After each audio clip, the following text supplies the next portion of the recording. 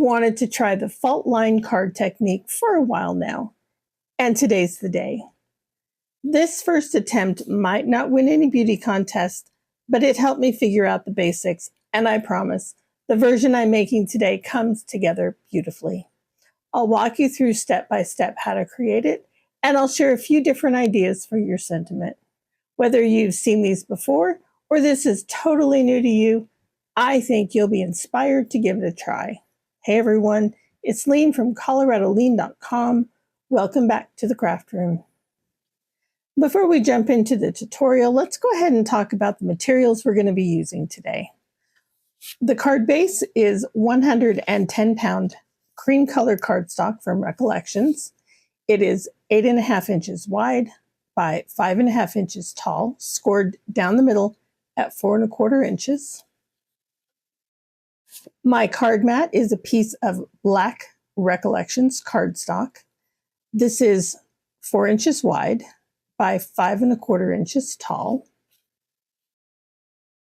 For the inside piece of my fault line card, I'm going to be using a scrap piece of Recollections Habitat pattern paper, and this will be cut down to 3 7/8 by 3 7/8. For one of my cardstock layers, I'm going to be using a piece of red Basil Basic cardstock, and for the top layer, I'm going to be using a piece of 65-pound cream color cardstock, also from Recollections. The first thing I want to talk about are these sentiments. It seems like an odd place to start, but you'll see what I'm talking about here in a minute. There are different ways that you could add a sentiment to this card. You could stamp directly on it, either up at the top or down below. You could use a die-cut sentiment to put on there. Or what I chose to do today is I printed my sentiment onto my 65-pound cardstock. Now, while I absolutely love doing this, one of the things that I don't like, and I don't know if it's just my HP printer or what, but I get these marks every time I print cardstock. Now, while that does seem like a huge issue, it does erase really well with these white rubber erasers.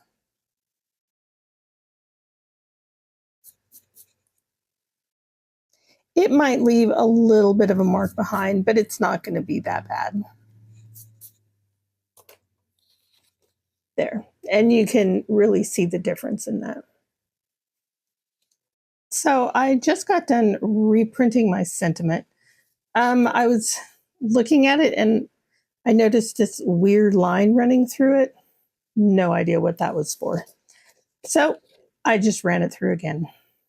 When I print sentiments for myself in Word, I always create a text box just a little bit larger than I think I'm going to need.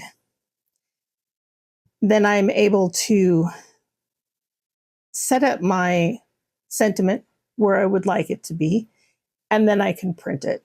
Now, in this case, because I'm only printing one sentiment on this sheet, I did go ahead and remove the text box from this.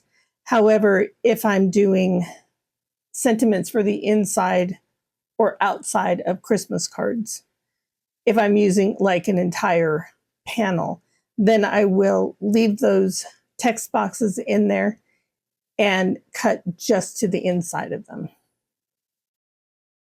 So having said all that, let's go ahead and cut this down. And again, we need to cut this to 3 inches tall by 3 7/8 of an inch wide. Now I'm going to cut the bottom first because I do want my sentiment close to the bottom of my card. And I also want it in the bottom right-hand corner.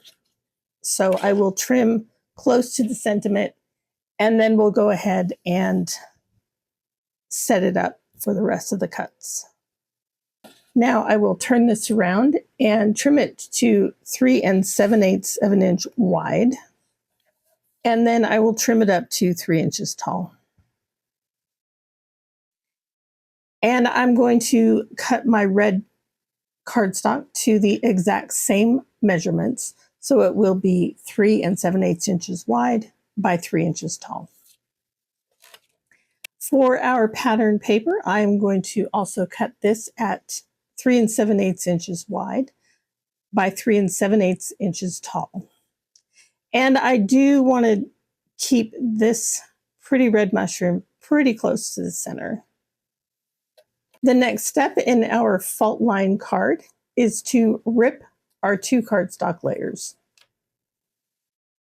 After lining them up together, I'm just going to carefully rip them, and I'm going to rip it at an angle.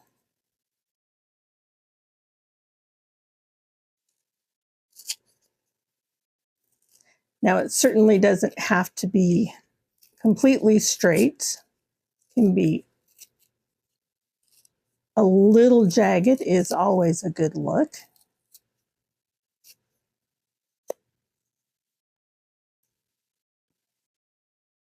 And there we have it. Now, this red cardstock was a little bit tough. I think it doesn't say how thick the basil cardstock is, but it kind of feels like an 80-pound versus the 65-pound that I'm using for the top layer. You definitely wouldn't want to use 100-pound or 110-pound. I think that would be just way too much to try and rip. What we want to do now is we want to glue these two together so that it looks like this. Before you do that, you can just do that right away, or you can go ahead and kind of distress these ripped edges a little bit more. I like to just use my fingernail to kind of curl it up just a tiny bit more.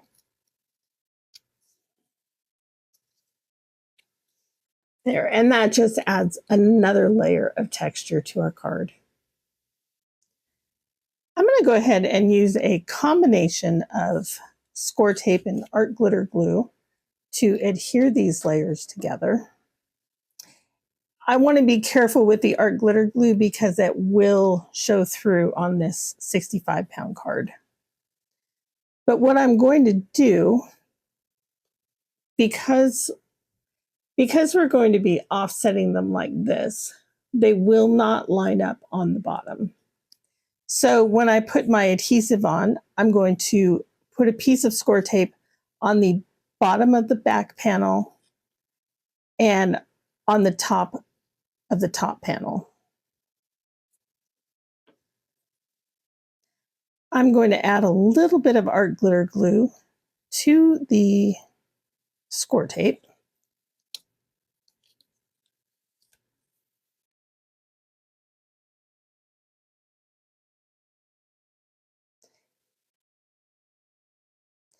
And again, just on the sides, and I'm avoiding the very bottom.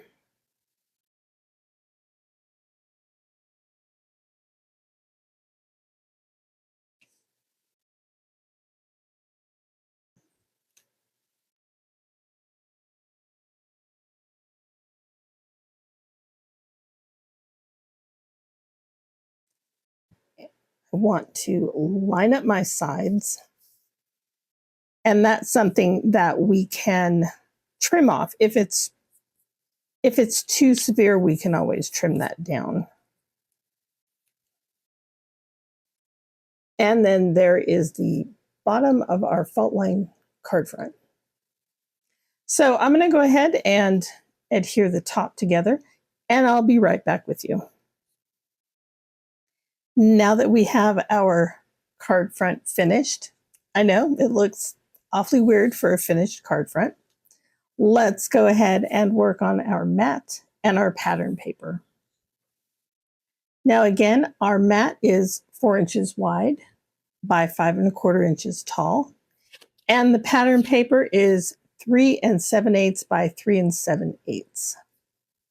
So let's go ahead and get our pattern paper adhered down to our card base. Now that we have our score tape on, let's go ahead and take the backing off and apply it to our card mat. I believe I said card front earlier.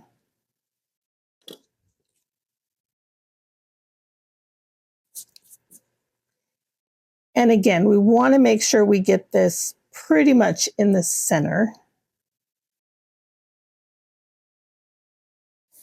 Let's see. I'm going to turn it this way. I usually have better luck with my margins if I'm doing things horizontally. And pardon my head.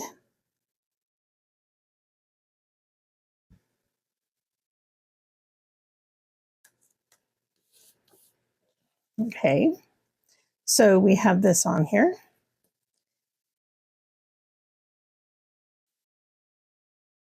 Now you can pop these up on foam tape, and that will give you even more dimension. I'm just going to use score tape today. Let me know down in the comments, when you put your cards together, do you use a lot of adhesive or do you just like four corner it? I have seen so many craft videos on YouTube where they just put what I would consider to be the bare minimum of adhesive. And it just doesn't seem to me like it would stay very long. So I don't know if they're just doing it for a time saver for the videos or if that's something that they actually do all the time. So yeah, let me know down in the comments. Do you use a lot of adhesive or just a little bit?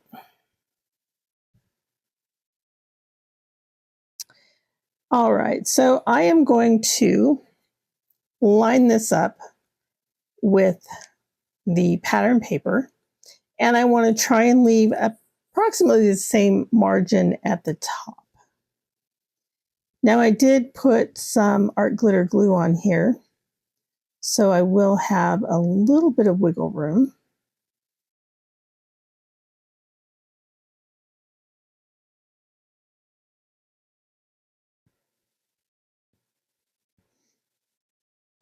And as always, my margins are not the same from side to side. Big surprise. But you know what? That is something that I personally am okay with. So it is what I would consider part of my crafting style.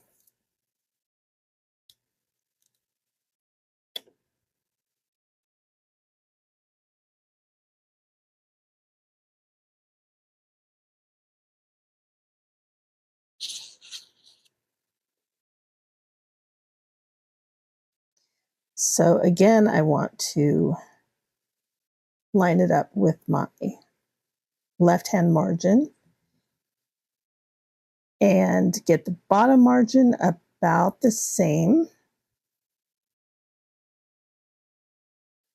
And then press it down.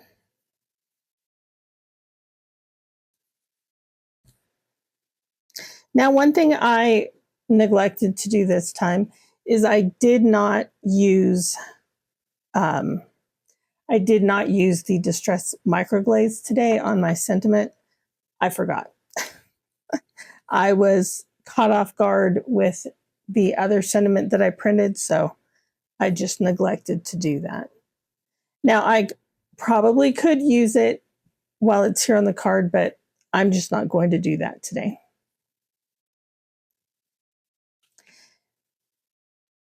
And now I am just going to put this on my card base.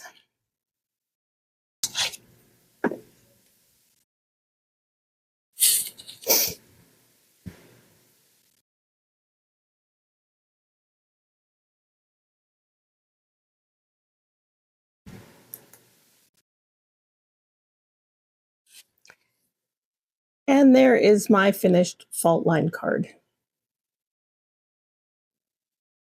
I really enjoyed how this card came together using Recollections cardstock and a scrap from the Habitat paper pad I featured in my last video. The sentiment was done with the font A Thin Script, which you can find over on Creative Fabrica if you're looking for a modern handwritten look. Now, while I was tidying up the craft desk, I spotted a piece of ink smushed watercolor cardstock that didn't quite work out for a past project, but I held on to it anyway, and I'm so glad I did. It turned out to be the perfect pop of color on a clean black and white card. For this one, I used the Cosmos stamp set from Technique Tuesday, stamped with Gina K's Amalgam ink in Obsidian Black. I also added a little bit of sparkle with some rock candy confetti by Trinity stamps. I'm curious, have you ever tried the fault line card technique before? Let me know down in the comments. Thank you so much for watching. If you liked this video and found it helpful, give it a thumbs up, share it with a crafty friend, and subscribe to the channel if you haven't already. I'll see you next time.